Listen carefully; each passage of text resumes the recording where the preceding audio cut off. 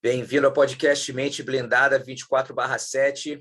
Sou o Gustavo Dantas e hoje meu convidado, Melky Galvão, faixa preta, 2º grau de Jiu-Jitsu, líder da equipe Fight Sports de Manaus e fazendo um trabalho excelente com vários atletas se destacando ultimamente.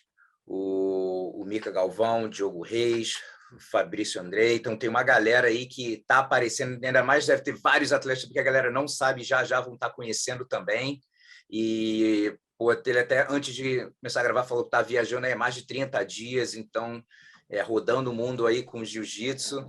E, prazer ter você aqui, cara. Vai ser um prazer estar aqui com o senhor aí. Eu já acompanho o seu trabalho, já assisti alguns podcasts aí. Estou sempre em busca de conhecimento e descobri seu trabalho aí na internet. Então, uma oportunidade aí de estar agora aqui desse lado de cá, conversando e trocando ideias e experiências. Boa. E, cara, o que tem aí na água de Manaus? Porque, meu irmão, o lugar para sair nego duro. Né? O que você acha que é essa coisa aí de Manaus? Você sempre... Eu lembro, até mesmo no começo dos anos 90, competindo, não vinha tanta gente de Manaus, mas quando vinha, eu falava, meu irmão, se prepara porque é guerra.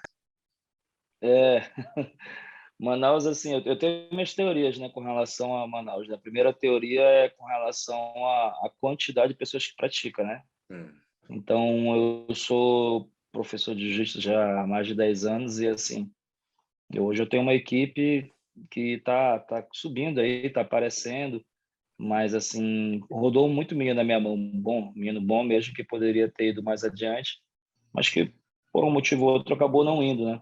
E de muito menino eu consegui extrair aí alguns garotos que estão brilhando hoje aí no cenário mundial, né? Então, a primeira teoria é que muita gente pratica. Tem uma academia a cada 100 metros. Aqui você dificilmente não vai ter alguém que pratica na sua família de jiu-jitsu. O nosso esporte principal é o jiu-jitsu, né? Que isso por um lado, isso é bom, por outro é ruim, porque acaba transformando o esporte em algo que não tem valor aqui dentro da nossa terra. Então, a minha primeira teoria é que do muito você consegue extrair ainda uma quantidade boa de atletas. A segunda é a genética, né? Realmente aqui os garotos aqui são um negócio estranho, né? Mistura índio com preto, com carioca. Aqui a gente tem muita influência do Rio de Janeiro, né? Tanto é que o futebol, o primeiro lugar de time aqui é Flamengo e Vasco, então mistura tudo isso aí, e aí saem uns meninos tantezinhos, cara muito forte, né? Os moleques são estranhos mesmo. E aí a terceira, eu acho que essa daí ela acontece em todas as partes do país, mas aqui ela é um pouco mais forte por conta da distância, por conta da desvalorização do esporte, tudo, que é a dificuldade, né? Eu acho que soma tudo, né? Quantidade, né? Genética e dificuldade, aí nascem uns meninos aí diferentes. Cara, é interessante, até que eu já conversando também com o Jacaré, com o José Aldo também, e falando como, até mesmo, isso voltando já há muitos anos, quando o pessoal começou a viajar de Manaus para o Rio para competir, é interessante porque algumas pessoas, às vezes, quando tem alguma oportunidade, se sentem relativamente pressionada de ter uma oportunidade, eu tenho que lutar bem, mas sentia que a galera, quando ia de Manaus para o Rio, tipo assim, irmão, abraçavam aquela oportunidade, como falou, é isso, tem que mostrar meu trabalho, e conseguia performar, né? Eu digo assim, na maioria, né? Eu não sei, lógico que nem todos vão sempre ter boas performances, mas como eu falei, meu irmão, todo mundo sempre brigando, sempre dando o coração, e você sente que isso é um incentivo mesmo, do cara chegar e falar, meu irmão, é hora de mostrar o trabalho e acabar, que às vezes a pessoa acaba travando, né? De tipo assim, daquela responsabilidade, daquela oportunidade, mas você vê o pessoal normalmente performando bem? Eu vejo, sim, eu acho que é tudo de como você encara, né? Então, assim, o povo de Manaus, ele encara isso como, eu sofro, eu ralo, é minha hora e eu vou fazer. Eu acho que é mais ou menos assim que a galera daqui, de um modo geral, encara as coisas, e não tem que ser isso, porque se não der, eu acho que, do modo geral, é isso, sabe? A gente acha que, né, é isso. A gente chegou aqui, não chegou, não foi fácil, então vai acontecer. Acho que é mais ou menos esse o pensamento. Legal. Aí me diz aí como as artes marciais apareceram na tua vida. Eu sou filho de um professor de Kung Fu, né? Meu pai me começou a colocar para treinar cedo, desde os 6 anos ali. Dos 6 aos 13 eu treinei, e aí dos 13 eu já, assim, acabei não me encontrando muito dentro do esporte. Aí parei um pouco, fui buscar outros esportes. Eu treinei um pouquinho de boxe, eu treinei um pouquinho de judô, treinei um pouco de karatê. E aí eu estava lá com meus 18 anos de idade e comecei a assistir o MMA, né? E aí era a época do Royce, daquela galera ali. E aí eu, caramba, o que esse cara aí tá fazendo? Um magrinho, né? Batendo nos grandões. Eu achei aquilo ali muito, muito legal, né? E aí tinha um amigo meu, um vizinho meu, que já estava treinando jiu-jitsu, né? Na época eu não treinava. E ele me convidou para fazer uma aula, isso foi em 98. E aí eu gostei, já fiquei logo viciado, já peguei, eu tinha faixa branca, mas aí já tinha, arrumei um espaço na minha casa que não era grande, na época eu morava com meus pais, 18 anos de idade, e aí fiz um tatame para mim, então, tipo, eu treinava lá e chamava meu irmão para treinar, ensinar para eles golpe, e aí foi assim, né? O jiu-jitsu apareceu na minha vida dessa forma. E como é que foi a competição também? A academia que você era envolvida com competição também? Não, não, não. Na verdade, assim, eu comecei a praticar o jiu-jitsu por influência do Royce, né? Eu até falei isso com a Kira, tive uma oportunidade de dar um sinal na academia dela. Então, a família dela me influenciou muito ali. Era quem eu acompanhava, porque era eles que tinham a maior exposição, né? Mas, assim, eu nunca pensei em jiu-jitsu de forma profissional, nunca pensei em competição, nunca pensei em nada. Eu só treinava, eu só gostava de treinar, treinava bastante. E aí, quando foi com meus 21 anos, eu entrei para a polícia, né? E aí eu estava na época assim muito atarefado, não estava conseguindo fazer tudo ao mesmo tempo. Aí eu procurei um horário para me treinar mais tarde, né? E aí comecei a treinar de 22h30 até meia-noite, todos os dias eu treinava. E Caramba. mas mais com o objetivo de me manter em forma e me manter em condições de reagir a alguma situação, né? Caso acontecesse na rua algum imprevisto. Porque, como eu falei, o jiu-jitsu aqui em Manaus é muito pobre, né? A gente não vê, infelizmente, a gente não vê, e é uma briga minha, a gente não vê professores, a gente não vê atletas vivendo jiu-jitsu dentro do estado, por conta da quantidade, né, de academias que existem abertas, e acaba que onde tem muita coisa, mas muito do jeito que tem aqui, acaba que não tem um valor, né? E aí eu não via isso aí como sendo algo para mim, nem para minha família, nem para os meus alunos, né? E aí, num determinado momento da minha vida, eu fui membro das Forças Especiais da Polícia de 2002 a 2013, né? E aí eu treinava, corria, fazia rapel, fazia aquelas coisas que tem que fazer, né? E aí, numa situação de polícia mesmo, eu estava comandado, invadi uma casa, acabei atirando e matando um cara, e isso repercutiu muito, né? Na época o cara, depois eu fui absolvido, foi 5 votos a 0 do Supremo, mas eu puxei 11 meses de cadeia por causa disso, 11 meses, Caramba. e puxei 11 meses de cadeia. Hoje eu ainda sou policial, ainda exerço a função. A minha função hoje é essa, é dar treinamento na polícia, é cuidar de meninos de situação de risco, né? Na época o delegado geral ele gostava muito de mim, e ele sabia que na época eu era faixa marrom, né? E aí ele sugeriu, né? Eu já tinha um projeto voluntário em casa, eu tinha um projeto social voluntário em casa, que eu comprei umas plaquinhas e abri um projeto na garagem da minha vizinha. E aí ele via como teve muita exposição realmente, né? Na época não tinha internet, então era televisão, eu apareci em vários jornais e várias coisas. E aí ele falou, cara, eu não vejo outra alternativa a não ser te tirar do grupo, né, e te colocar para dar aula aqui num projeto social. Tua função agora vai ser cuidar desses meninos aqui, e vai ser também dar treinamento para a polícia, né? Na época, pô, eu fiquei triste demais, né? Eu vivi aquilo, eu realmente gostava muito. Eu tenho até 10 anos eu fiz uma tatuagem do grupo e tal, então assim, era a minha vida. Era um negócio assim que tipo não tinha limite, era de domingo a domingo, 3 horas da manhã o cara ligava, eu arrumava minhas coisas, saía, era a minha vida de verdade. Mas assim, eu coloquei na minha cabeça que se aquela era a minha nova função, eu tinha que fazer aquela função da melhor forma possível, né? E aí eu disse, eu vou começar a ver então o que que um professor, um treinador faz, um cara de sucesso, para me ver o que que que eu tenho que fazer para me chegar no sucesso também. E aí culminou também com a época de eu ter começado a olhar meu filho de forma diferente, né? Eu via que ele tinha um negocinho a mais, ele era um pouco diferente, o garoto. E aí, assim, já estava com o meu projeto social, quando isso aconteceu, meu projeto social tinha meses, então eu já estava começando também a olhar alguns outros garotos e eu percebi muito que os garotos criaram uma expectativa muito grande em cima do que eu podia proporcionar para cima deles, né? Para a vida deles. E aí eu disse, então é isso, não era o que eu queria, eu queria continuar no grupo, eu queria continuar fazendo o que eu fazia, mas se é isso para me fazer, a minha função é essa, agora eu vou tentar fazer da melhor forma possível.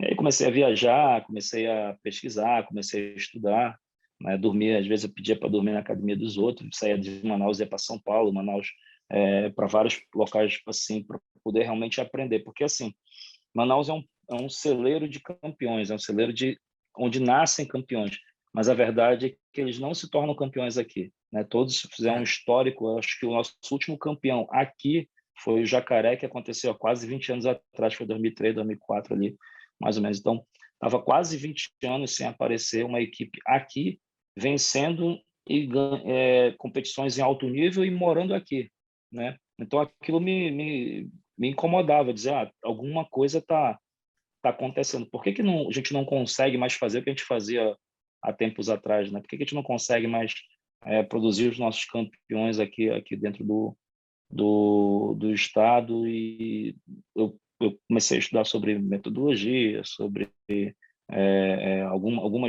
algumas características de pessoas que venceram na vida, o que que elas fizeram, e aí comecei realmente a aplicar na minha escola, e aí foi que aí começaram a aparecer os resultados. Muito legal, cara. E uma coisa que eu também queria voltar a falar um pouquinho mais, até para ver, que é a importância do policial aprender uma arte marcial, principalmente o jiu-jitsu, né? E você ainda está envolvido com isso. Eu sempre falo aqui nos Estados Unidos, o jiu-jitsu está crescendo. Muita gente, policiais, assim, muita gente ainda não conhece, ou até conhece, mas não treina. E uma coisa que, cara, quando eu já fiz seminário, essas coisas também, eu sempre gosto de levar algum aluno faixa preta que é policial também, até para expor opinião e falar, cara, o policial, se ele for brigar com alguém, aconteceu, o cara está resistindo, virou briga, meu irmão, a briga ele está lutando pela sua vida, né? Porque em qualquer Sim. momento o cara pode tirar a tua arma, o cara pode tentar, né? Então, outro tipo de preparação mental, né? Você vai lutar, mas lutar, meu irmão, Sim. tua vida está em jogo. Então, como é que é o Sim. cenário hoje em dia, assim, de Manaus? Os policiais têm interesse, lógico que vai ser uma porcentagem relativamente pequena, eu acredito, mas como você vê hoje em dia os policiais em Manaus se importando aprendendo a se defender? Então, eu acho que isso, como em todas as partes do país, né? Porque eu rodei bastante também, né? Porque eu era policial também, assim. Eu sempre fui um cara que eu gosto de... Se é para fazer, eu quero fazer bem feito. Eu posso até não ser o melhor, mas eu vou tentar ser o melhor. Então, eu tentava rodar o país através para tentar aprender e entender como funcionavam os outros locais, né? E eu via que realmente era um grupo muito pequeno que dava valor à defesa pessoal e à prática de uma arte marcial, né? E assim, onde eu trabalhava, as pessoas, a maioria de lá é graduado, então tem faixa roxa, tem faixa marrom, tem faixa preta, né? Mas é um grupo pequeno, é um grupo de 30 pessoas somente, né? É um grupo seleto, é um grupo que é feito para treinar. Então lá era praticamente assim, a gente treinava e esperava alguma coisa acontecer, né, de uma dificuldade maior, e ia lá para resolver. Mas infelizmente ainda é a procura de policiais para fazer arte marcial, para se preparar para a vida, ela é muito pequena, né? Ou falta de informação, ou falta de vontade, falta de credibilidade mesmo. Porque eu lembro assim, que uma vez o delegado geral me colocou numa função que eu ia visitar as academias e oferecer a arte marcial de graça, né, para ajudar eles E assim, a procura foi muito baixa mesmo, havia resistência. Eu também, depois eu fui deslocado para um setor, que esse setor cuidava de policiais que tinham problemas psicológicos, né, em função de algum trauma que sofreu na rua, ou às vezes por uso de droga, por uso de álcool, que isso é muito comum. Tem muito policial dependente químico, porque realmente assim não é uma vida fácil, não é uma vida fácil. O policial ele lida só com gente que ruim, assim, todos os dias você está em contato com um assaltante, com traficante, com estuprador, com homicida. Então, aquela energia, se você não Vibe souber pesada, se né? blindar, é muito pesada. Então, se você não souber se blindar, você acaba aquilo acaba entrando em você e com o tempo, com o passar dos anos, aquilo te faz mal. Então, tem muito policial que acaba correndo, né, para o lado de se embriagar, de usar droga. Isso é muito normal. E aí, uma das minhas funções era realmente dar treinamento para esse policial que é dependente, né, para tentar ajudar ele Legal. a aliviar. Só que a verdade é que eu nunca tive uma procura, entendeu? Os policiais mesmo nunca deram o valor devido, né? Depois que o cara, se você consegue colocar ele para praticar, depois ele entende, ele vê que o jiu-jitsu é um negócio muito bom, né? Que treina corpo, treina mente, mas até chegar nesse estágio realmente não é fácil, não é fácil. Infelizmente, os policiais, acho que de um modo geral no Brasil, deveriam praticar jiu-jitsu, mas não praticam. Infelizmente, às vezes tomam a decisão de treinar quando algo já aconteceu, né? É Alguma isso, situação que passou um perrengue, falou assim, meu irmão, né, que foi é isso. horrível. E eu sempre gosto de mostrar vídeos também na minha aula. Essa semana também a gente está fazendo uma parte de defesa pessoal. Eu gosto de mostrar vídeo, eu vou botando um monte de vídeo no meu computador e eu tenho uma parte que é só polícia e defesa pessoal. Eu mostro vídeo dos policiais que não têm a mínima ideia do que está acontecendo, de nada, de segurar alguém, de nada. E a diferença, galera, olha que o policial que sabe uma arte, sabe jiu-jitsu, você dá para ver assim, ó, pum, na hora, a galera É muito claro. perdida. E até aqui na academia também a gente faz alguns tipo assim, período de 12 semanas a gente faz um cursinho para eles de graça aos sábados, a cada 12 semanas. E, cara, muita gente começa, legal, mas aí daqui a pouco já começa, né? Não, porque não, tem É, que fazer isso aqui e tal, né? E o pessoal quer que a informação venha, pum, cai aqui sem fazer esforço. Então, eles fazem é. a academia de polícia aqui, que são, acho que uns 4 meses, faz umas aulinhas e fala assim, ó, tá bom, já pode se defender já. Não tem como, né? Não... Não funciona. Assim, eu tenho horários nas minhas aulas que tem defesa pessoal, né?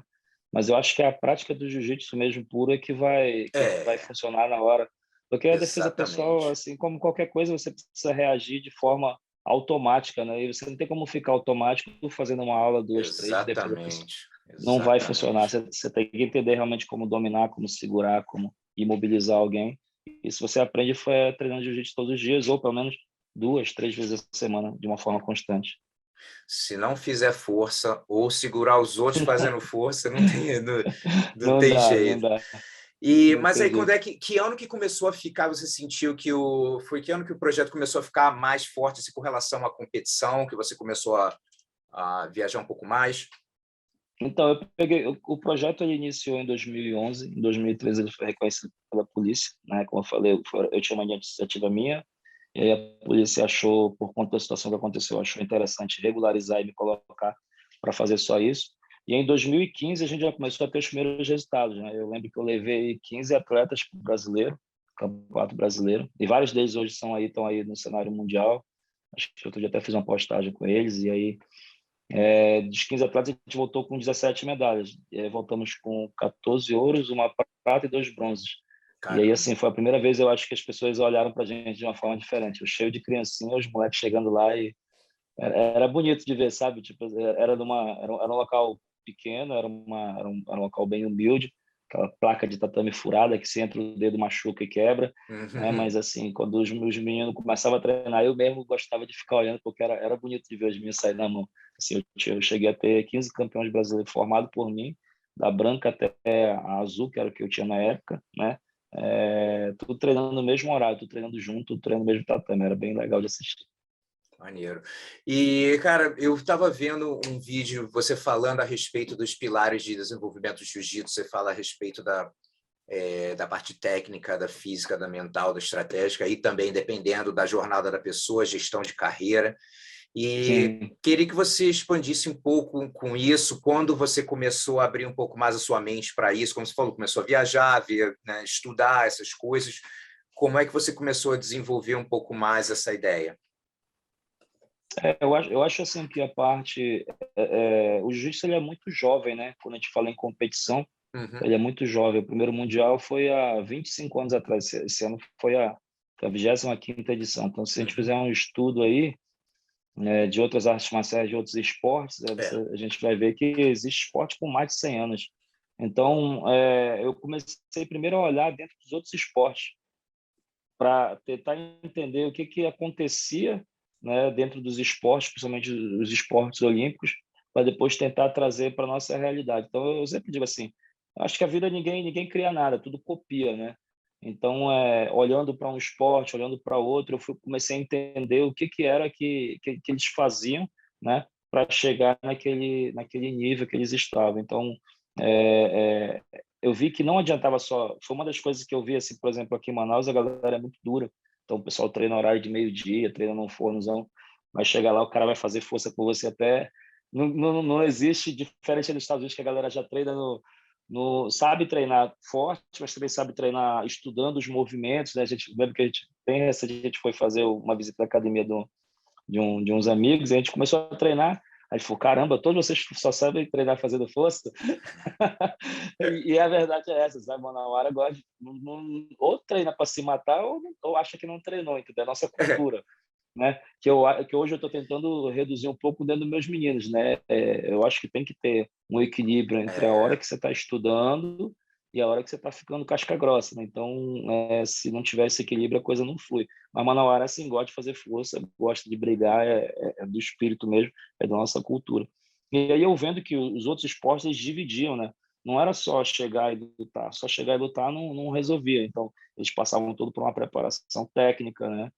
Depois da preparação técnica, a preparação estratégica para ser aplicada a técnica de forma correta dentro da luta, né? Eles tinham uma preparação física muito forte, né? Porque a gente parar para analisar, eu tenho muito atleta que ainda negligencia isso, e às vezes até converso muito com os meus alunos, é que sem preparo físico você não consegue executar a técnica. Então, o preparo físico é que garante a execução da técnica. Não adianta eu ser muito técnico, se eu canso com um minuto, não adianta eu ser muito técnico, se eu não tenho força para direcionar o braço do cara ou a perna dele para um lado. Então, eu preciso realmente ter a técnica, eu preciso ter a técnica, mas eu preciso também ter o preparo físico para poder assegurar que a técnica seja executada, né?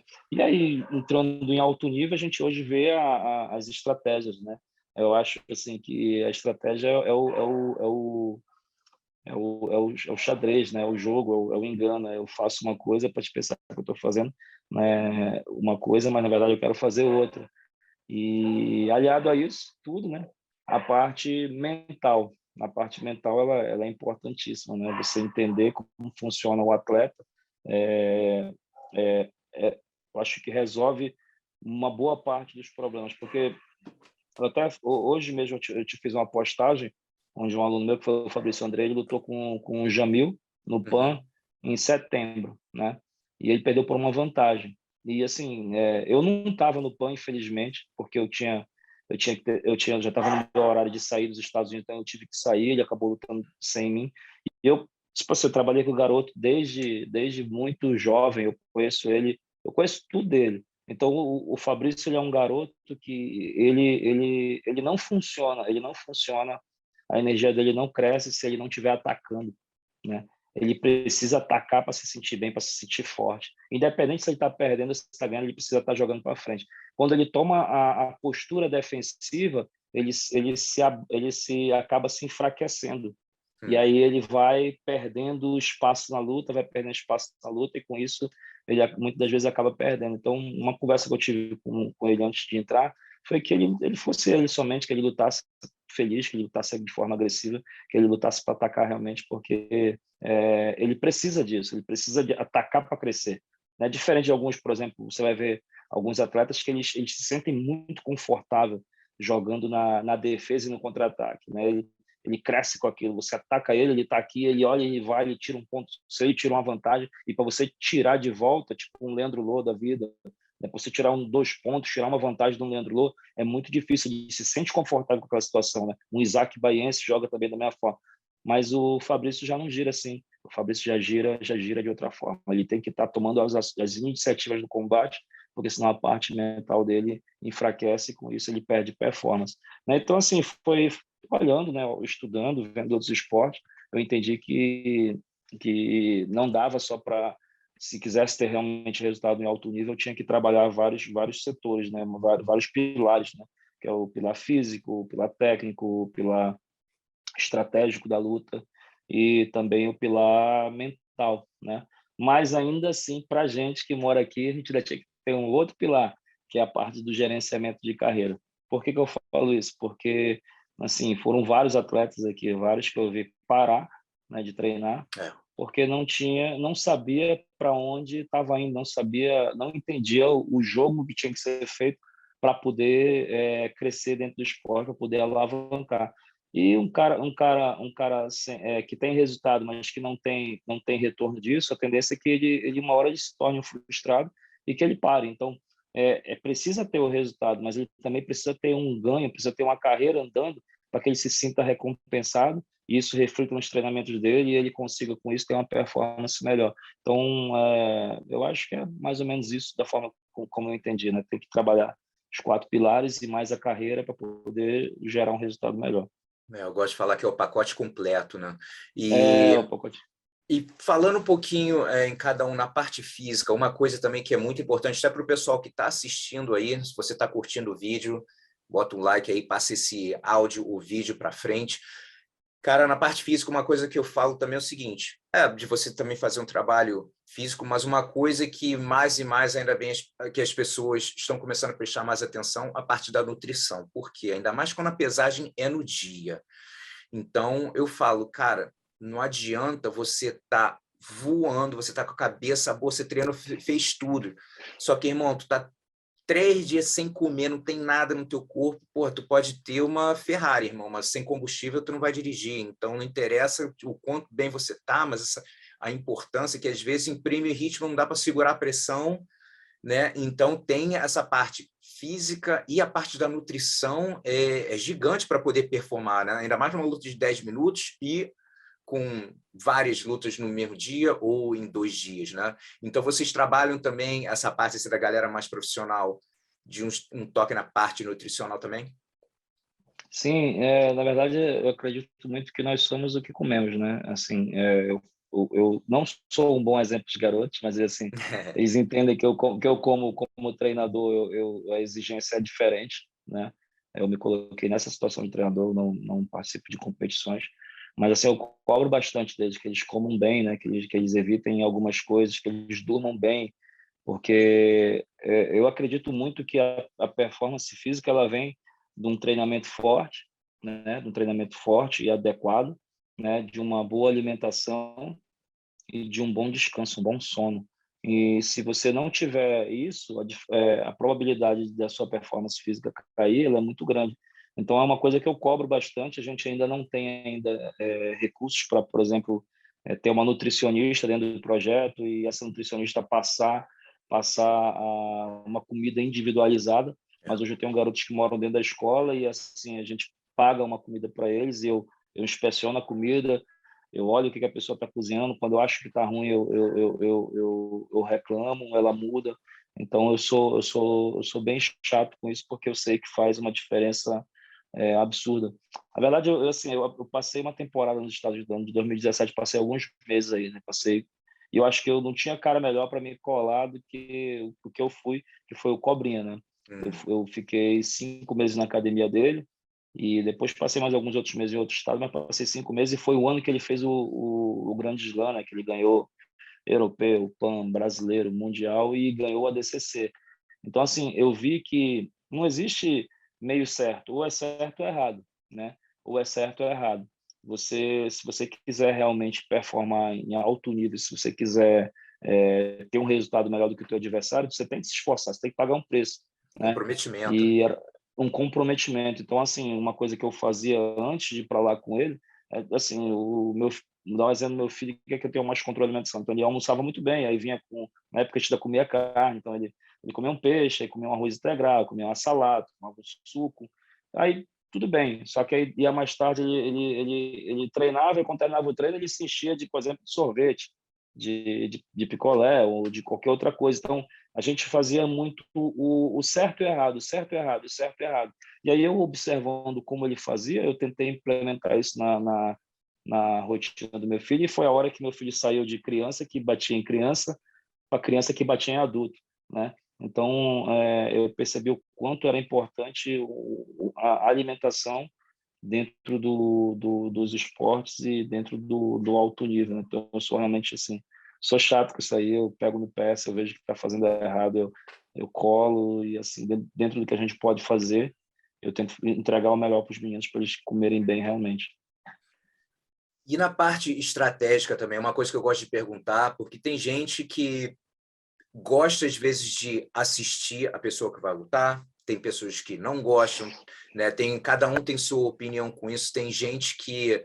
eu lembro até conversando com o Lepre também, ele falando que ele... assim, eu não estudo, mas tem alguém da equipe que vai assistir, vai bater para ele e ele fica um pouco mais ligado. Se eu não me engano, a Bia Mesquita, a mesma coisa, de não estar muito assistindo as pessoas que vai lutar. Então, tipo assim, é preferência de cada um, mas eles, mesmo se eles não estiverem estudando, mas eles estão alerta, tá ligado só no que gosta de fazer, puxa rápido, faz isso, faz aquilo, troca um pouquinho em pé, essas são as coisinhas mais básicas. Então, como você vê com isso? Você gosta de estudar, fazer esse trabalho para os seus alunos? Tem alguns que eles gostam de fazer, que eles gostam de estudar também. Como você vê essa parte aí?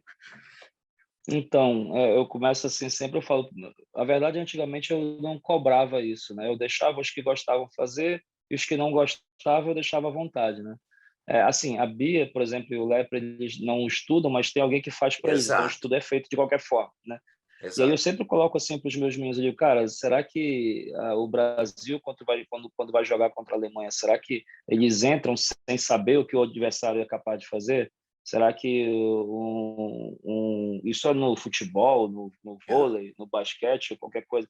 Será que quando o McGregor foi lutar contra o Zé Aldo, será que ele não sabia o que o Zé Aldo ia fazer? Será que ele não estudou? Será que ele... Então, assim, em todos os esportes o estudo acontece. Todos os esportes isso acontece. Se você entrar no campo do inimigo sem conhecer ele, você já começou perdendo a guerra. Então, assim, Exato. eu acredito que tem que fazer, eu obrigo hoje, né? Porque eu digo para eles, quanto mais cedo você aprender a fazer, quanto mais cedo você aprender, entender que isso aqui é bom para você, melhor você fica, porque você também aprende a estudar. No começo você não sabe fazer muita coisa, você olha e não entende muito bem como funciona, né? E depois você vai, peraí, caramba, esse cara aqui trabalha de um jeito, eu posso explorar isso aqui dele. Ele tem essa falha técnica, né? Ou então ele tem essa falha emocional, ele tem essa falha física, tudo pode ser explorado. Se você entende bem, você consegue fazer uma boa análise, você consegue explorar os pontos fracos do seu adversário, né? Então, assim, aqui eles são obrigados a fazer, pelo menos os meus atletas de competição, né? E eu vou auxiliando eles sempre, né? Eu gosto de sento, assisto uma luta, 2, 3 com eles, mostro para eles o que está acontecendo, né? E aí a gente vai em cima disso aí, a gente vai traçando as estratégias de acordo com o que eles têm também, né? Eu acho que no alto nível não dá para você entrar no tatame sem conhecer seu adversário. Eu acho que é uma coisa que você não tem como fugir, você tem que encarar, tem que ir de frente para isso aí, para poder alcançar os resultados. E para o pessoal que está assistindo aí, de repente você não tem o costume de estudar e está a fim de começar a estudar, não digo não só oponente, mas lutas em si. O que eu sugiro, às vezes, no começo, como você falou, depende do nível da pessoa, o quanto ele, né, em que fase ele está da jornada dele de jiu-jitsu, mas eu gosto de recomendar, assim, cara, vê se você consegue assistir 2 vezes. Tipo assim, tem alguém de kimono azul, kimono branco, fala assim, ó, olha essa luta, foca no cara de azul. Vê o que ele está fazendo. Depois, assiste de novo, foca no que o outro está fazendo. Né? Então, você começa a procurar umas brechinhas, umas coisinhas que a maioria das... E eu gosto também de falar, presta atenção nas situações que foram quase vantagem, quase ponto, que às vezes ali você vê muita coisa. Se o cara não bota a mão na hora, posição e entrar. Então, A parte que você aprende mais são as partes mais chatas, que não é só... É fácil botar um highlight, bota o cara com uma postura horrível, pum, já o cara para cima, porra, que maneiro. É obrigação, é tua obrigação. Alguém está fazendo a parada errada, posicionamento, obrigação de fazer a posição. Agora, é interessante quando você vê o cara, vê que o cara quebrou a postura, o cara fez, o cara conquistou a posição, não foi só o outro que deu um mole. Né? Quando o cara deu um mole, tem que tirar proveito logo. Mas ver em alto nível, ver aquelas coisinhas e falar assim, opa, quase que a posição entrou, não foi nada, mas eu aprendi muito a posição vendo o quase acontecer. Falei assim, eu vi onde ele estava querendo ir. Não aconteceu, mas se essa mão não tivesse que ir ali, funcionaria. E o que você gosta assim de... Tem alguma coisa específica que você gosta de prestar atenção quando está estudando? Eu gosto de assistir mais de uma vez e eu gosto de, como você falou, uma hora eu estou vendo, uma hora, porque assim, as pessoas geralmente, o cara quando está iniciando, alguns fazem, eles vão fazer uma pesquisa, por exemplo, sobre o adversário, ele vai no highlight do cara, né? Só que Sempre o falo, highlight é a só são os pior melhores, ideia. são os melhores momentos do cara, então assim, Cara, um não é o que eu monstro, quero né, ver. irmão? Eu quero ver aquilo ali também, mas eu quero ver também principalmente os pontos fracos dele, né? Então eu começo a tentar entender a técnica dele. Eu gosto de ver. Vou dar um exemplo. O Fabrício agora quando lutou, ele lutou com o Jamil no PAN e agora ele lutou de novo e a gente percebeu a gente se preparou para lutar com o Jamil, apesar de a luta ter saído de uma forma diferente. A gente se preparou. Então, o Fabrício tinha um problema de meter muito a mão aqui na gola e o Jamil tinha um laço muito forte, ele laçava, envolvia e ele não tirava mais. Então, o que a gente fez? A gente começou a trabalhar passagens onde ele não enfiava mais a mão aqui dentro, ele trabalhava só dominando os tornozelos, né? E ele fez 2 passagens lindas no campeonato, não fez no Jamil, porque ele acabou mudando a estratégia e chamando o Jamil de guarda, né? Mas a gente viu que a mão não podia mais entrar ali. E aí, a partir dali, a gente começou a fazer treinos, né, técnico, sparring, fazendo dessa forma, trabalhando nos tornozelos dele para não deixar a posição dele entrar. Uma outra coisa também que a gente percebeu é que o Jamil ele se comporta muito bem, ele consegue manter uma posição serena e aquilo intimida os adversários, né? Ele com aquela posição, com o status de campeão, mas ele quando você vê alguém que não respeita, que não coloca, ele começa a trabalhar de uma forma diferente. Então, eu gosto muito de olhar a técnica do cara, eu gosto de ver os pontos fortes e os pontos fracos dele, mas eu também gosto de ver como é que ele se comporta do lado emocional, como é que ele reage à pressão, como é que ele reage sendo atacado, né? Como é que ele reage se defendendo. Então, eu gosto de ver isso aí. E aí eu gosto também de sempre ver o nível de condicionamento físico do cara também. Peraí, esse cara aqui, ele gosta de lutar e ele deixa para o final, né? E de repente ele gosta de lutar e o jogo dele é mais justo. Eu gosto de lutar, mas o jogo dele é mais movimentado. E aí, com base no que eu vejo de características físicas, a gente tenta explorar alguma coisa para ir no ponto dele mais fraco. Então, eu sempre estou olhando numa luta, estou vendo a parte técnica dele, né? O que ele tem de bom, o que ele tem de fraco, né? Eu estou vendo como ele reage também da forma emocional. Vou dar um exemplo, o outro aluno meu que lutou, o Diogo, lutou com o Meiran, né? Que na época o garoto estava ganhando de todo mundo, né? E aí, assim, o Meiran é um garoto muito explosivo, o garoto, não sei se você sabe quem é? Sei, tô ligado. Então, é um garoto muito explosivo, muito rápido, estava finalizando a galera geral, só que, assim, deu para perceber que ele é um cara que se frustra quando ele não tem sucesso nos primeiros minutos, né? Então, se você sair para pancada com ele, pode ser que você perca, mas se você segura ele um pouco, ele começa a errar. Semifinal dele agora no Mundial da Pluma, com o Pato, né, com o Diego Pato, foi isso. Ele bombardeou o Pato, bombardeou, o Pato segurou a pressão, que o Pato é bom nisso, o Pato travou ele, esperou, pum, deu um bote nas costas, pegou as costas dele e ganhou a luta dele e ganhou bem. Então, assim, eu acho que é importante a gente não só ver a técnica, mas também entender o perfil do emocional do atleta, como é que ele se comporta, né? Como é que ele reage, né? Para a gente tentar achar o espaço, achar o momento certo e a forma correta de trabalhar, né? O meu filho, quando lutou com o Tainan também estava na... Inclusive, foi a única derrota do Tainan foi com o meu filho, né? Foi a única derrota do Tainan. Então, a gente viu que o Tainan, ele começa assim, aí ele vem desenvolvendo. desenvolvendo, ele vem te sufocando, e chega num ponto que ele te finaliza e te mata, né? Então a nossa estratégia foi, ele não vai nem desenvolver, nós vamos começar a atacar ele do começo ao fim. Ele não vai ter tempo para aquecer a máquina dele. A gente vai tentar, e foi um lutão, o Mika ganhou, né? Mas é assim, eu acho que é importante ver a técnica, mas é também importante ver o nível de condicionamento físico, e também é importante como o atleta se sente confortável para a gente fazer ele jogar na zona de desconforto dele. Eu gosto sempre de estar olhando dessa forma. Perfeito. E agora a gente fala um pouquinho da parte mental, até dar um toque para o pessoal. Eu já mencionei várias vezes aqui, quando foi? Acho que foi em 2014, se eu não me engano, tinha criado uma lista dos top 10 erros mentais que os atletas cometem no jiu-jitsu e como evitá-los. E foi todo baseado nas besteiras que eu fiz, nos erros que eu cometi de azul a preta, né? E aí, depois de conversar com tanta gente, entrevistar tanta gente, essa lista cresceu e cresceu para o top 30. Então, são 30. E para quem tiver interessado em conhecer mais, erros mentais no jiu-jitsu.com. São 30 erros que alguns não necessariamente que eu vivi, mas que outros professores, outros atletas já viveram também, e super interessante. E, cara, o que você vê assim de um dos... Vamos falar primeiro assim na sua experiência na sua academia, na jornada dos meninos. Quais são um dos principais erros mentais que você viu assim nessa jornada? Ainda vê, né? Porque, cara, ninguém é de ferro, tem às vezes custa perder o foco um segundo, meu irmão. Em jiu-jitsu, perder o foco um segundo, o negócio complica. Então, o que você vê um dos principais erros mentais que os atletas de jiu-jitsu acabam cometendo em competição?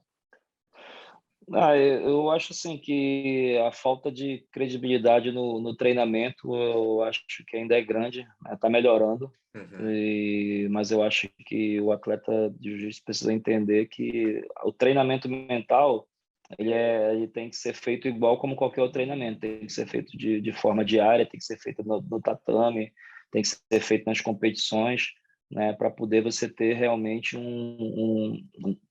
uma você conseguir realmente performar da forma que você consegue performar de repente durante um treino.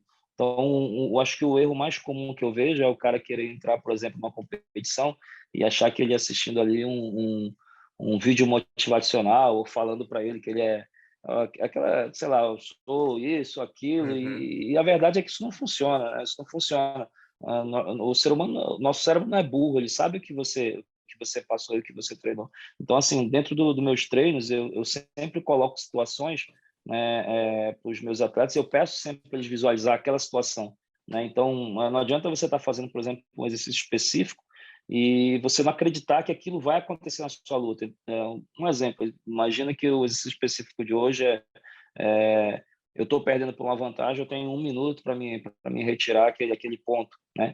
Eu tenho que visualizar que aquela situação é real. Eu tenho que acreditar que aquilo está acontecendo, porque quando eu levo para dentro do tatame, aquilo eu já fiz milhares de vezes, então é só mais uma. Eu não vou ficar com medo se aquilo acontecer de novo. Então, eu acho que o erro mais comum, né, que eu poderia falar realmente é esse: é o atleta não dar valor ao treinamento mental, que eu acho que é uma parte muito importante do treino. Ele querer fazer de qualquer jeito, ou ele não querer investir tempo e dinheiro nisso aí.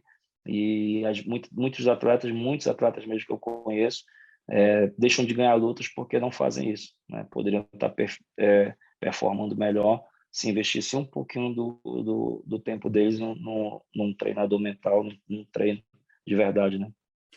E é interessante você falar essa parte da autoconfiança, porque se a gente dividir a autoconfiança em 3 pedaços, você vão ter aquelas pessoas que têm a baixa autoconfiança, né, que ainda estão desenvolvendo, ainda não conseguiram resultado, já vivi isso também. E às vezes é período, né, cara? A pessoa pode estar num período difícil na vida pessoal e isso acaba, né, passando para o tatame, Sim. então, mas de qualquer maneira, é isso.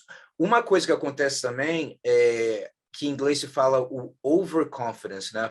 Que você está Eu sei como é. muito confiante, mas tipo assim, Mas a preparação, como você falou, não está de acordo, ou seja, tá. uma ilusão. O cara, na cabeça dele, como você falou, ele acha, pô, treinei para casa e fiz, mas não é realidade. E aí, quando vai lutar e acontece aquele choque de realidade, essa overconfidence, né, acaba sendo tão ruim quanto a falta de confiança. E o principal é o optimal confidence, que é aquela confiança ideal, que é pé no chão, acreditando no trabalho que foi feito. E quando falo a respeito de acreditar, galera, uma coisa que eu falo também é o seguinte: eu aprendi isso escutando o Tony Robbins. Ele fala uma coisa muito legal. Eu acho que os atletas que já sentiram isso vão entender o que eu estou falando, que às vezes tem uma diferença, cara, em você acreditar e você ter uma convicção. Parece a mesma coisa, mas não é. Aquele da convicção tipo assim, meu irmão, é hoje, e tipo assim, aquilo é o dia do cara, e falou assim, meu irmão, o cara tá com aquilo, tá muito bem preparado, muito focado com tudo, e o cara na cabeça dele tá convicto, não vai ter outro resultado. Sem ser arrogante, não sendo arrogante, mas aquele nível de confiança, falou assim, cara, eu sei que eu fiz tudo, eu sei que se eu fizer o meu jogo, vai complicar para os outros, então desenvolver essa convicção, lógico, acreditar em você, lógico, sempre, mas essa convicção é uma força estranha, assim, que você vê, às vezes, superando várias lesões complicadíssimas em meio competição, e o cara tá com a cabeça tão blindada, aquela convicção de que vai ganhar, né, que acaba dando certo. Você já teve essa experiência com alguns atletas que você sentiu, assim, meu irmão, aquela convicção estava ali e pagou. Se dá para ver que o cara está assim, meu irmão, está convicto, vai rolar, sem estar arrogante. Eu tenho várias experiências em todos os pontos, né? Baixa autoconfiança, né? A confiança excessiva e a confiança no ponto, né? Eu tenho um atleta meu aqui que ele, já conversei várias vezes com ele, ele é tão bom quanto os outros que estão aparecendo aí. E ele, assim, é muito talentoso, genética muito boa também, muito forte, mas, assim, ele não conseguiu ainda deslanchar por conta do excesso de confiança, né? Então, ele acaba não se, por ser muito autoconfiante, ele acaba não se preparando como devia se preparar. E aí, às vezes, dá certo. Eu já vi ele tirar caras duríssimos, eu já vi ele ganhar de caras duríssimos e ganhar bem, mas assim, ele faz uma luta, né, de um cara muito duro, aí na segunda luta, terceira luta, ele perde para um cara sem expressão nenhuma. Então, assim, ele não consegue ter resultados grandes porque ele não, na verdade, ele não se prepara direito, né? E eu já vi também o contrário, né? A pessoa se prepara muito bem, faz tudo que tem que fazer, mas no dia que tem que render, ela não rende, por conta de estar com a confiança muito baixa, né? Não tem confiança realmente no trabalho. Uma coisa que eu gosto de tratar aqui com os meus atletas, eu sempre digo assim, que o principal é você trabalhar duro. Eu acho que, para mim, a mãe da autoconfiança é o trabalho duro. É isso mesmo. Porque quando você trabalha duro, né, você acaba se sentindo merecedor do resultado, né? Mas eu gosto também muito que eles se desapeguem do resultado em si. Eu gosto que eles se apeguem no processo e no crescimento. Então, a gente, semanas a cada mês, a gente faz anotações onde eles fazem avaliações do que eles desenvolveram, né? E do que eles eram e do que eles se transformaram em um mês, do que eles eram e que eles se transformaram em uma semana. Porque aí, mesmo esses que não têm tanta confiança, eles acabam dizendo, peraí, cara, eu comecei assim, eu tinha eu agreguei essa técnica no meu jogo, eu melhorei minha performance física dessa maneira, né, eu aprendi isso, e aí ele olhando que ele tá evoluindo, ele acaba naturalmente acreditando no processo, e aí ele consegue gerar uma confiança maior para ele na hora que ele vai lutar. Mas é muito complicado, né? Essa parte é muito complicada, porque depende muito da infância, depende muito do ambiente, né? Eu vejo caras com potencial absurdo, mas que, sei lá, eram tratados de uma forma errada pelos pais, pelas pessoas que cercavam ele, e que, pô, todo campeonato é uma conversa para tentar fazer ele performar da forma que ele consegue performar. E eu acho assim que quanto mais cedo o treinador, o professor, né, entender isso, melhor e mais fácil fica de ajudar, porque realmente, assim, chega numa certa idade, até uma vez eu vi um documentário sobre o treinador do Mike Tyson, que ele inclusive utilizava de hipnose para tratar alguns atletas assim, né? Porque dizer que o cara já sofreu tanto trauma, tanta coisa, que já está muito enraizado nele, que ele já não conseguia mais fazer de uma forma natural. Então, ele usava da hipnose para invadir ali o subconsciente do cara, para realmente tentar transformar a mentalidade dele, para fazer ele performar da forma que ele consegue, né? Então, é um caminho ainda que eu estou ainda trabalhando, né? Acho que eu tenho que melhorar muito, é muito difícil, é muito complexo, mas é que eu gosto bastante de estar estudando, trabalhando nesse lado aí. Uma das coisas que eu gosto, até para o pessoal também que está assistindo aí, de repente já escutou várias das minhas entrevistas que eu menciono algumas coisas, relacionado com objetivos, né? Quando eu penso em objetivo, vamos dizer no caso para a competição, eu penso dividido em 3 partes. O primeiro é o chama process goal, né? O seu objetivo de processo, ou seja, como vai ser o processo, traçar tudo, qual tipo de treinamento físico, todo o processo em si. Esse é um objetivo.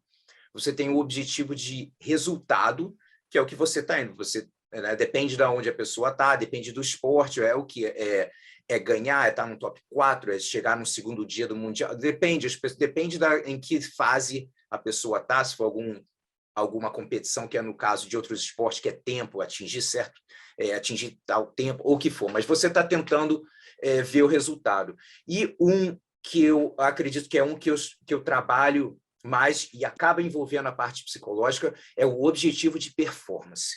Cara, depois que eu comecei a fazer isso para mim, pessoalmente, como competidor, me ajudou a tirar o peso e nem sempre, tipo assim, não ficar, como você falou, né? Parar de pensar um pouco, não se apegar tanto ao resultado. Porque se você conseguir soltar o teu jogo, você que é da academia, treina na academia, conseguir no campeonato, é só isso que o professor pode pedir, sabe? Você não vai aparecer com posição nova, com uma coisa... Não, irmão, é fazer o que você está fazendo na academia. Se você conseguir fazer isso, pelo menos a sua chance de ganhar vai ser melhor. Não é garantido, mas pelo menos a sua chance vai ser melhor. Então, o objetivo de performance é o seguinte, eu sempre penso assim, em certas posições, né? Se você que está competindo aí, de repente tem um campeonato pequeno, que pode ser que está vindo aqui, pensa no campeonato, qual é um jogo que você está fazendo, sistemas que você está desenvolvendo, posições que está melhorando, que você faz bem na academia, só que ainda não teve coragem de fazer no campeonato. Esse é um objetivo de performance. Meu irmão, você pega todo mundo na academia com isso. Por que você não fez no campeonato? Não, fico com medo se eu largar, o cara pode passar o cacete. Ou seja, objetivo de performance. Faz essa porra dessa posição, tenta. Se cair ali, tenta fazer essa posição. Então, com isso, eu consegui mudar a cabeça de várias pessoas. É muito simples. Pensando mais no negócio, é puxar o gatilho mesmo. Não, vai e faz a posição.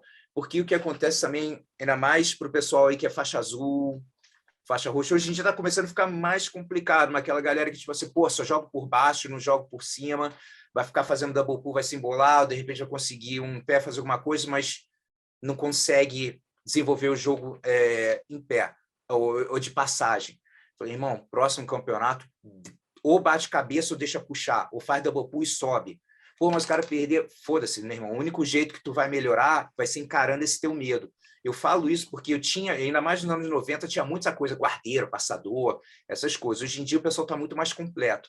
Eu só fui ter confiança no meu jogo de passagem quando eu escolhi, falei assim, hoje eu vou deixar puxar. Hoje eu vou puxar junto, vou subir. Sacou? Então é isso que você tem que fazer, que você que está... não sou bom de queda. Você nasceu assim, Deus falou, irmão, você não é bom de queda. Se você praticar queda, você vai melhorar. Não sou bom de guarda. Se você praticar, vai melhorar. Não quer dizer que você vai ter a melhor guarda do mundo, mas com certeza você pode melhorar. Então, uma das coisas que eu gosto de fazer com certos alunos, ainda mais quando eu já fiz com vários de alto nível, falar, voltar ao campeonatinho. Falei assim, hoje é proibido puxar para guarda. Pô, não quero saber. Vai lutar um campeonatinho pequeno, vai ganhar aí. Você treino pago. Você vai lá para, tipo assim, praticar, soltar o teu jogo para, de repente, nos campeonatos maiores, você começar a implementar. Então, como você vê isso, assim? Porque no começo, ainda mais quando você pega criança, às vezes criança acaba querendo fazer sempre a mesma posição, tá pegando todo mundo, né? Como você faz para eles ficarem mais, assim, o jogo diversificado, né? De se sentir confortável, de botar ele em certas posições que eles não se sentem tão confortáveis ainda. Eu faço como você falou mesmo. Eu boto a meta, né? E aí eu tento fazer ele esquecer do resultado e coloco a meta. Eu vou dar um exemplo agora do Fabrício de novo, que acabou de ser campeão mundial na pena.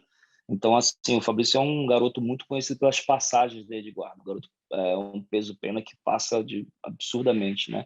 Mas ele tem uma guarda muito boa também e ele tem essa guarda nos treinos, né? E aí, assim, antes dele lutar o Mundial, ele lutou o Grande Slam do Rio, né? E depois, em sequência, lutou o World Pro, né, de Abu Dhabi. E uma das minhas imposições é que era ele puxasse pelo menos uma das lutas para a guarda durante um campeonato. Excelente. Então, assim, a gente treinou bastante na academia e, assim, a guarda dele ainda é muito boa mesmo, mas ele ainda é um pouco melhor passando, né? Então, nos treinos, eu obrigava ele a puxar para a guarda os melhores meninos que a gente tem passando aqui. E aí, assim, ele é um garoto que ele não gosta muito de perder treino também, mas aos poucos ele foi entendendo que isso era necessário para o desenvolvimento dele. Aí ele foi ganhando confiança nos treinos para fazer isso no campeonato. E aí chegou lá no Grande Slam do Rio, ele fez 4 ou foi 5 lutas, ele puxou 4 lutas. 4 Show. lutas, né? Em alto nível, puxou tipo Leonardo Saggioro, puxou os cara de nome, entendeu? Então, assim, e aí ele fez a mesma coisa no World Pro também, puxou, acabou perdendo a semifinal puxando para a guarda, foi uma única luta que eu disse para ele jogar por cima, mas ele estava tão confiante que ele puxou, e aí perdeu por 2 vantagens, que lá são 2 pontos, né? O cara bateu 2 vezes do lado dele, que foi contra o atleta do Israel. Mas, assim, foi muito legal de eu ver ele fazendo coisas novas, né? De ele sair do que ele gosta de fazer e fazendo coisas novas. E aí, quando chegou agora no Campeonato Mundial, ele de novo voltou para a zona de conforto, né? Que era a passagem de guarda. E ele fez 4 lutas, as primeiras 4 lutas passando, né? E aí a final, a gente na área de aquecimento, eu olhei o Jamil muito treinando, né? Já um dia antes, treinando muito, matando as pegadas do Fabrício de troca de queda. Eu acho que ele também já estava prevendo essa final, né? E aí eu disse, Fabrício, esse cara, eu acho que ele vai trocar em cima contigo. Ele disse, não, professor, não vai trocar em cima comigo, não. Ele não troca nunca, ele sempre chama de guarda. Eu disse, Fabrício, eu não sei, esse cara pode estar querendo te surpreender, né? Mas, cara, por que a gente não tenta chamar ele de guarda ali e fazer um jogo diferente? Porque eu acho que eu sou mais sua guarda que a passagem dele, né? Ele disse, não, professor, não dá não estou me sentindo confiante, né? Isso a gente andando na área de aquecimento até a hora da luta, né? Até a hora da luta, né? A gente já tinha Boa. combinado, aí ele, não, professor, eu não tô tão confiante para fazer isso aí, eu vou manter em cima e vou trabalhar minhas passagens, que eu vou passar a guarda. Ele já tinha feito a passagem que a gente queria em 2 lutas anteriores, né? Que era a passagem sem deixar envolver o laço, então ele tinha feito 2 lutas anteriores, então ele tava... E aí, sei lá, ele começou a trocar em cima, daqui a pouco o moleque chamou de guarda, jogou o Jamil para cima, pulou no braço dele, pegou no pescoço e digo, caramba, o moleque fez. Então, assim, é bem legal, sabe, eu também boto metas aqui, eu imponho também, eu tiro eles da obrigação do resultado e foco no objetivo de performance, eu digo, cara, eu não estou preocupado com o que vai acontecer aqui, eu estou preocupado em ver você diferente, eu quero ver você melhor, eu quero ver você com jiu-jitsu para frente, mas eu quero ver um jiu-jitsu com algo a mais do que a última vez que você lutou. Então, eu também coloco esses objetivos de performance aqui nos treinos e nas competições também eu gosto de forçar. E aí teve essa surpresa muito boa, né, dele trabalhar de guarda numa final de mundial, primeiro ano de faixa preta, e foi a finalização mais rápida do evento, finalizou em 1 minuto, finalizou um campeão mundial. Foi bem legal, sabe? Eu fiquei bem contente com todo o trabalho que a gente fez aí nos últimos 3 meses para ver se ele conseguia chegar nesse título. E, cara, para você que está assistindo aí, que nunca, de repente, fez esse tipo de approach, né, de fazer, você não tem ideia como isso é importante, cara. Você não tem ideia como isso é importante se você não faz ainda. Agora, eu já ajudei vários atletas também na parte mental de vários esportes e tal, e com jiu-jitsu eu sempre falo, cara, que às vezes a gente vai fazer alguma coisa e eu dou algum tipo de repente, às vezes, sugestões como essa. É um tipo de sugestão. Eu falei, pô, você já fez isso de escolher certas coisas, tal. E eu falo, cara, se você for fazer isso, o teu coach, teu professor, tem que estar com a mesma vibe alinhado. Porque se você tipo assim, pô, não puxo muito para agora, tu sempre diz, vou puxar. E o professor vai estar pensando agora, não lá na frente, pô, mas aí tu vai perder, não faz isso não, puxa, porque é garantido, né? Então, tipo assim, a visão é diferente. Então, tem que estar muito alinhado com o que você quer ganhar lá na frente. Tem uma coisa que hoje em dia, o pessoal que está assistindo aí, que de repente já assistiu vários dos meus vídeos, hoje em dia eu não faço tanto vídeo porque, cara, falta de tempo mesmo. Criar conteúdo é foda, demora e para fazer conteúdo bom. E tem um conteúdo que eu estou querendo botar, vou até mencionar um pouquinho, mas de repente eu tiver um tempo, eu falo mais. Eu fui num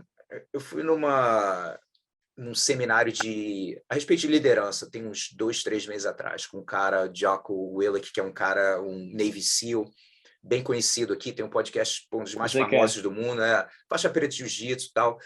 E ele tem... o que a gente está falando aqui, o que eu gostei mais é que ele botou um nome com isso. Estou até lendo o livro dele agora, que é Strategic and Tactical Thinking, pensamento estratégico e tático.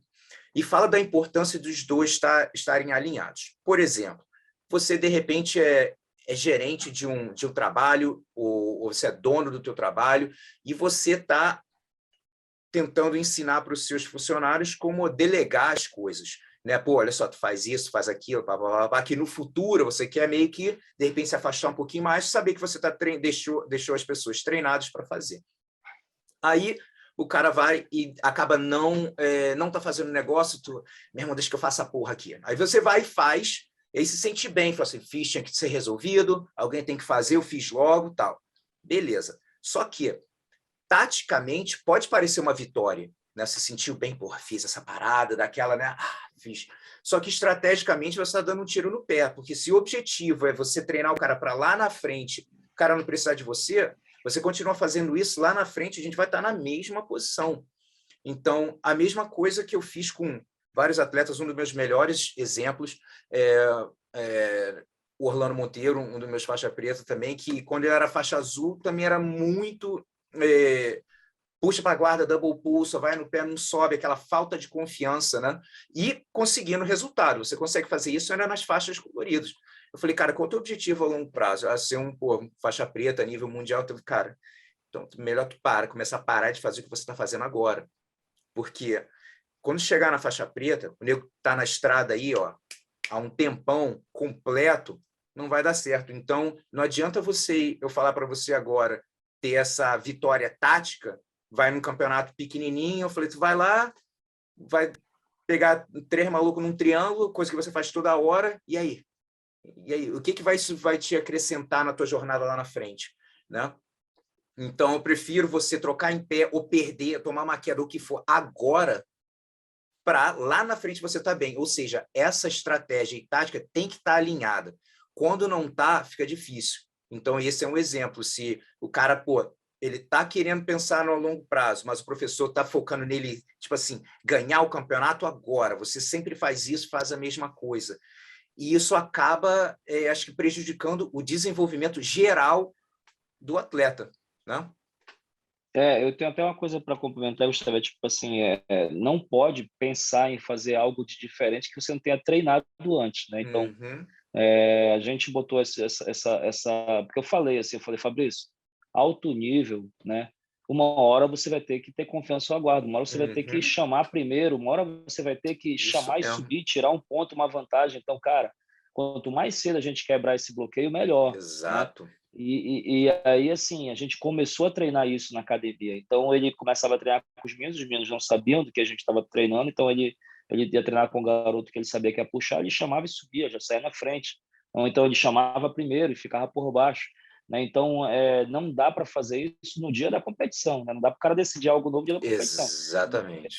Ele tem que treinar, repetir, fazer, consertar, errar, fazer de novo, beleza, agora minha confiança melhorou, agora eu vou levar para um campeonato. De preferência, um campeonato que não esteja ainda muita coisa em jogo para ele, né? Então, quando a gente, por exemplo, está em um campeonato regional, a gente luta muito campeonato regional aqui em Manaus, né? E eu gosto.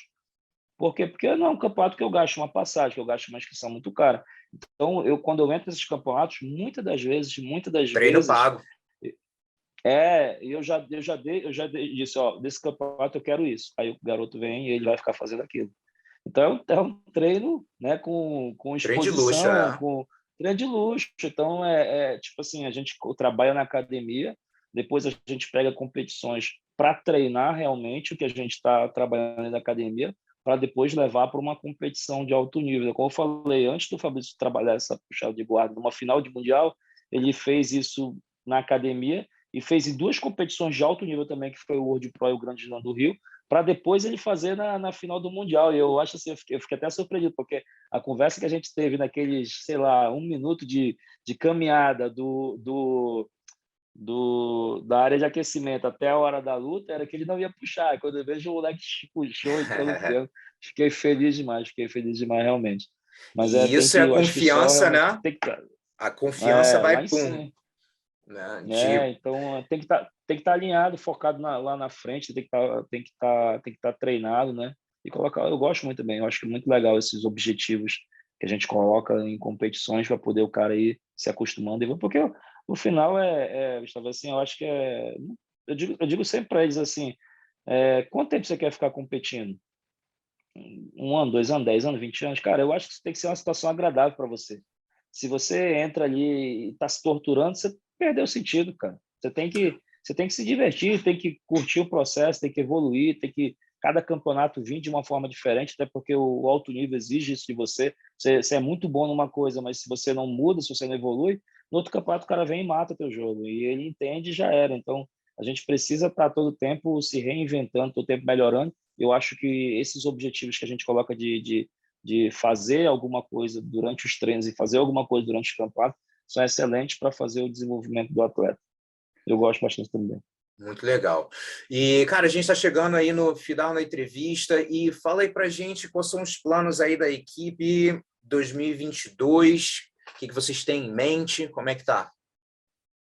Então, agora o próximo objetivo nosso vai ser aí a seletiva do ADCC, né? A gente está se preparando, estou levando aí 10 a 15 atletas para a seletiva do ADCC. Vão ter 2 seletivas no Brasil, Balneário Camboriú e São Paulo. E aí, depois dessa seletiva, o foco volta a ser o Mundial novamente, né? Que vai acontecer provavelmente em junho, vai regularizar o campeonato. E aí eu vou escolher campeonatos treino, né, para a gente estar desenvolvendo aí para chegar no Mundial da melhor forma possível. Eu tô muito esperançoso e ansioso pelo que vem pela frente, porque é o ano que eu vou ter mais faixas pretas, né, lutando, né? Esse ano eu tive só 2, que foi a Brenda e o Fabrício. Ano que vem ali eu tenho o Mika entrando no cenário, eu tenho o Diogo, que é um outro faixa preta também muito duro. Vindo. Aí eu tenho o Natanael, que acabou de ganhar o World Pro, tirou vários nomes aí, tirou inclusive medalhista agora do Mundial, mas não pôde lutar porque não tem visto, então a gente está tentando tirar o visto dele. Então, assim, é um ano de 2022, eu acredito que vai ser um ano ainda melhor, porque eu vou ter uma quantidade maior de atletas disputando em alto nível. Cara, show, pô, parabéns pelo trabalho, realmente sensacional, os moleques estão voando. Obrigado. E dá para ver que eles, como você falou, o Fabrício, né, construindo a confiança dele por baixo de tudo, mas dá para ver que é um moleque que se sente confortável lutando, pelo menos é a impressão que eu tenho, que ele está confortável no tatame, e cada vez mais ele vai sentir mais e mais confortável, ainda mais agora ganhando, não só ganhando, mas ganhando do jeito que ele ganhou com performances muito boas. Então isso, meu irmão, para botar um carimbo mesmo na cabeça dele de, meu irmão, é isso, eu estou aqui, vim para ficar mesmo. Então acho que isso vai ser, porra, ótimo para a confiança dele e para a galera que está ao redor dele, porque, meu irmão, campeão puxa campeão, né? Você vê, porra, eu faço tudo que os caras estão fazendo, porra, dá para mim também. Então eu sei disso porque eu vivi isso, de não ter confiança e estar cercado de campeões, e aquilo foi, pô, peraí, não, acho que dá para mim também. Então excelente que ele começa a ser uma referência para os parceiros de treino, para os moleques que estão começando, né, cara? Com certeza. Eu sei da importância do título para ele, do título para mim, porque é um trabalho de mais de 10 anos e assim é um trabalho que eu faço com eles desde criança. O Fabrício começou comigo de faixa branca, né? E aí chegou na faixa preta e é aquilo que você falou, né? Campeão puxa campeão. Então eu sei da importância do título dele para o grupo inteiro, né? O garoto foi, chegou, ganhou o título mais importante do nosso esporte, que é o Mundial da IBJJF na faixa preta. E eu acredito que isso vai refletir positivamente na carreira dele e também vai refletir positivamente nos outros meninos que estão aqui no nosso projeto. Estou realmente ansioso para ele ficar tudo pela frente. Boa. Então, galera, mesma coisa, se você curtiu o vídeo, né? Bota um likezinho aí, passa esse vídeo para frente, assina o canal. Se tiver alguma pergunta, só mandar, que eu faço melhor aqui para responder. Gustavo Dantas, BJJ no Instagram. Tamo junto, valeu, Mac, obrigadão. Obrigado, valeu. Os